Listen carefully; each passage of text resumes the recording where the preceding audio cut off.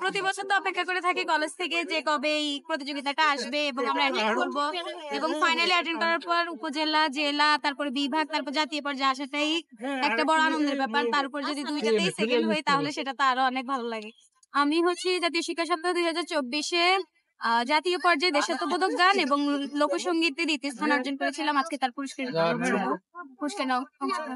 প্রতি বছর তো অপেক্ষা করে থাকি কলেজ থেকে যে কবে এই প্রতিযোগিতাটা আসবে এবং আমরা অ্যাটেন্ড করব এবং ফাইনালি অ্যাটেন্ড করার পর উপজেলা, জেলা, তারপরে বিভাগ, তারপর জাতীয় পর্যায়ে আসাটাই একটা বড় আনন্দের ব্যাপার। তার উপর যদি দুইটাতেই সেকেন্ড হই তাহলে সেটা তো আরো অনেক ভালো লাগে। আমার পরে হচ্ছে কলেজ, রায়পুর সরকারি কলেজ, লক্ষ্মীপুর। সাপোর্ট হচ্ছে ফ্যামিলি থেকে তো পুরোপুরি সাপোর্ট পাই, আর হচ্ছে আমি যে কলেজে পড়ি আমার অধ্যক্ষ স্যারও খুবই সাপোর্ট করছে এই ব্যাপারে, তো ডেডিকেট করতেছি তাদের।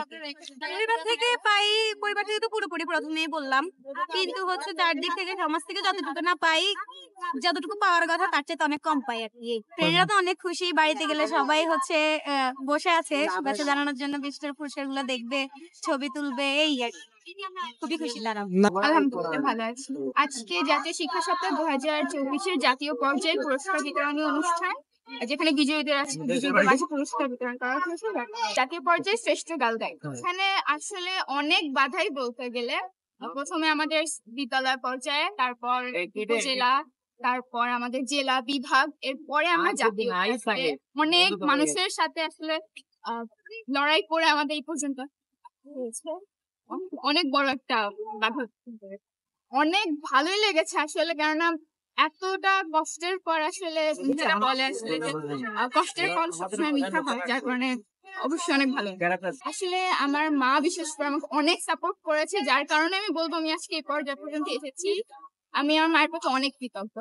আমার এই গাল গাইডের পিছনে আসলে আমার মাই সব থেকে বড় আমাকে অবদান রয়েছে। আমার মায়ের সব থেকে বেশি আমার মাই আমাকে বলেছে যে তুমি স্কাউট করো, তুমি গাল গাইড করো, অনেক বড় কোনো একটা পর্যায়ে যেতে পারবে, যার কারণে আমি বলবো আমার মাই আমার